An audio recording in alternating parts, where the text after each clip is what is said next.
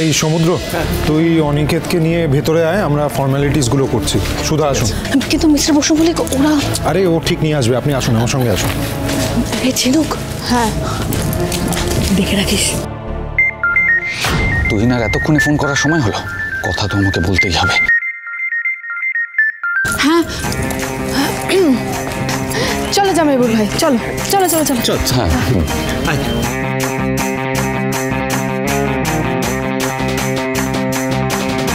তুহিনা, এতক্ষণে তোমার সময় হলো ফোন করার, কখন থেকে ফোন করে যাচ্ছে। তুমি জানো এখানে কি হচ্ছে? ওই দাসবাবু আমাকে বসু মল্লিক বাড়িতে দেখে নিয়েছে, এদিকে সুধা আমাকে কোনো একটা ডক্টরের কাছে নিয়ে যাচ্ছে। একবার যদি ডক্টর বুঝতে পারে আমার কিচ্ছু হয়নি, তাহলে পুরো প্ল্যানটা ভেস্তে যাবে। হোয়াট? কি বলছো তুমি? নয়তো কি আমি তোমার সাথে নাটক করছি? এবার তো তাহলে তুমি ধরা পড়ে যাবে সার্থক। না না না না, এত সহজে আমি সেটা হতে দেবো না। শোনো, তুমি খোঁজ না ওই ওই ডক্টর নিয়োগীকে, যত টাকা লাগে খাওয়াও, একেবারে হাতের মুঠোর মধ্যে করে নাও, বুঝতে পেরেছো? আরে অনিকেত দা, আরে অনিকেত দা কোথায় গেল?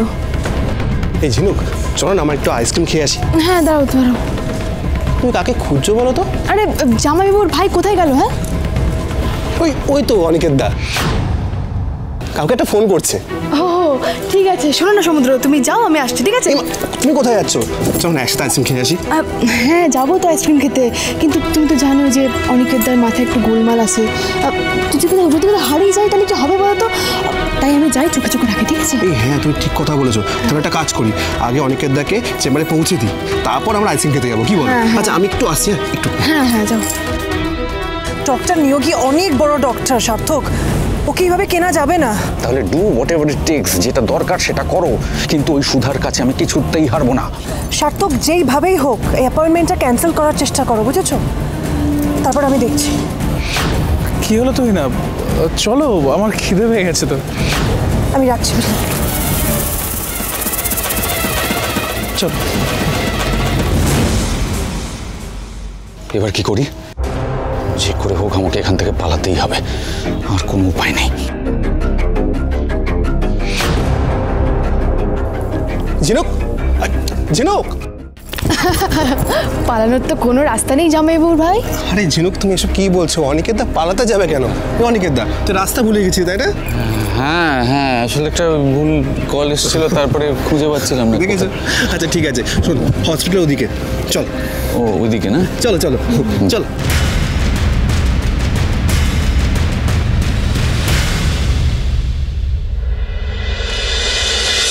ডক্টর, ও আমার ভাই অনিকেত বসু মল্লিক। কি অসুবিধা বলুন? একটা অ্যাক্সিডেন্টে আমাকে বাঁচাতে গিয়ে ও নিজের স্মৃতি হারিয়ে ফেলেছে।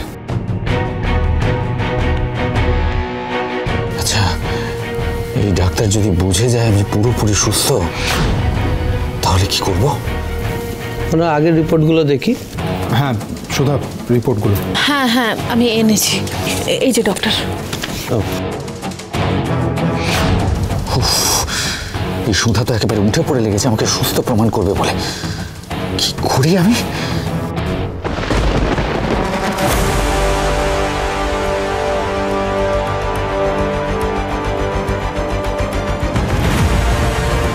তুমি ঘুঘু দেখেছো, কিন্তু ফাঁদ দেখোনি সার্থক চ্যাটার্জি। এবার তোমার মুখোশ খুলবে। কি বুঝছেন ডক্টর? পেশেন্টকে দেখে আমার এতটা সিরিয়াস লাগছে না যতটা এই রিপোর্ট বলছে। তাহলে এখন কি উপায় ডক্টর? আমি কিছু সিম্পল পরীক্ষা করতে চাই ওনার মেমোরি টেস্ট করার জন্য। আপনাদের কোনো অসুবিধা নেই তো? না না ডক্টর, আমাদের কোনো অসুবিধে নেই। ওকে সুস্থ করার জন্য আপনার যা যা করা প্রয়োজন আপনি তাই করুন। এক্স্যাক্টলি, আমরা শুধু চাই ও যেন সম্পূর্ণ সুস্থ হয়ে যায়। ধন্যবাদ। এই ডাক্তার আবার কি করতে চাইছে?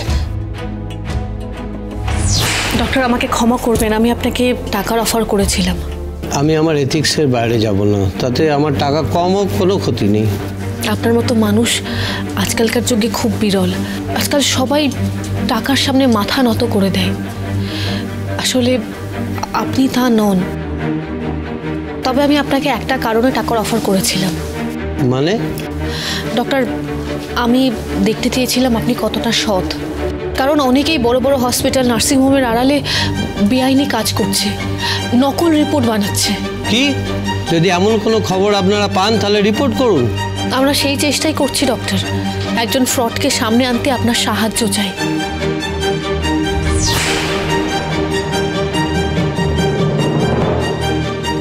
আপনাকে কিছু নাম্বার বলবো আমি, আপনাকে সেগুলি একই অর্ডারে আমায় রিপিট করতে হবে। 74326। এটা তো খুবই সহজ, শুধু সবটা ভুল বলবো আর প্রমাণ হয়ে যাবে যে আমার মেমোরি ঠিক নেই। 4 2 7 6। অনিকেত, তুই ভুল বলছিস।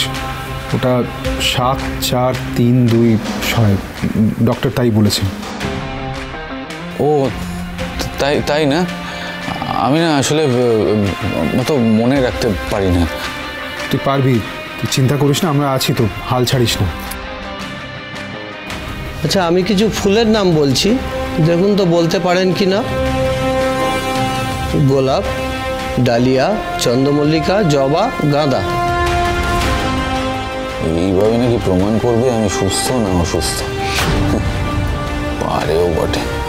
হ্যাঁ, এই তো খুবই সহজ। ওই ডালিয়া, গেঁদা, জবা, গাঁদা, জবা, তারপরে বোধহয় দুটো বলেছিলেন না, আমার না ঠিক মনে পড়ছে না।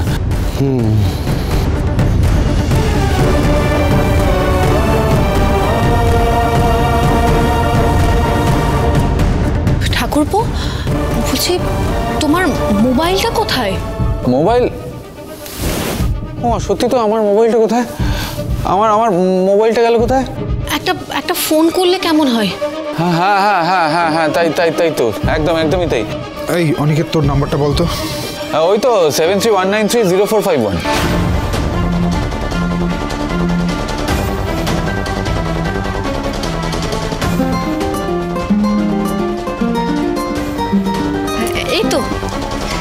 এই তো তোমার ফোন।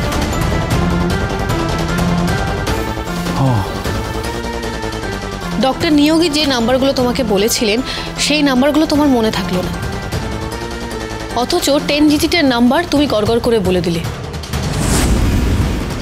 তার মানে তো এটাই দাঁড়াচ্ছে তোমার স্মৃতিশক্তির কোনো অসুবিধে নেই, তাই তো ডক্টর? মাঝের কিছু বছরের স্মৃতি লোপ পেয়েছে, আপনার রিপোর্ট তাই বলছে। তাতে আপনার নাম্বার মনে রাখতে বা কিছু জিনিসের নাম মনে রাখতে কোনো অসুবিধা হওয়ার কথা নয়। তাই আমি কিছু নাম্বার আর ফুলের নাম বলে আপনাকে পরীক্ষা করেছিলাম। তবে মস্তিষ্কের ব্যাপার অনেকটাই জটিল, তবে আরেকটা পরীক্ষা করা যাক। ফ্রড পেশেন্টকে ধরতে আমি আপনার সাথেই আছি সুধাময়ী। এটা অক্সিমিটার।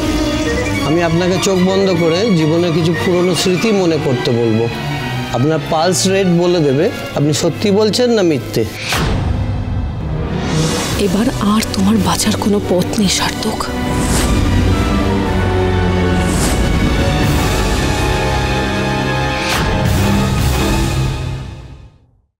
বলছি তো ডাক্তারবাবু, কিচ্ছু মনে পড়ছে না আমার। আপনি দেখলেন তো ওর পালস রেট কেমন বেড়েই চলেছে। ও মিথ্যে কথা বলছে, ও সব কিছু মনে আছে। আপনি ওকে কি বলছেন আপনি সুধা? আপনি দেখতে পাচ্ছেন ও কষ্ট পাচ্ছে। কোথায় গেল আপনার মানবিকতা? আপনার কি নিজের স্ত্রীর কথা মনে পড়ছে? আপনার স্ত্রীর নাম কি মনে করুন। সুধা!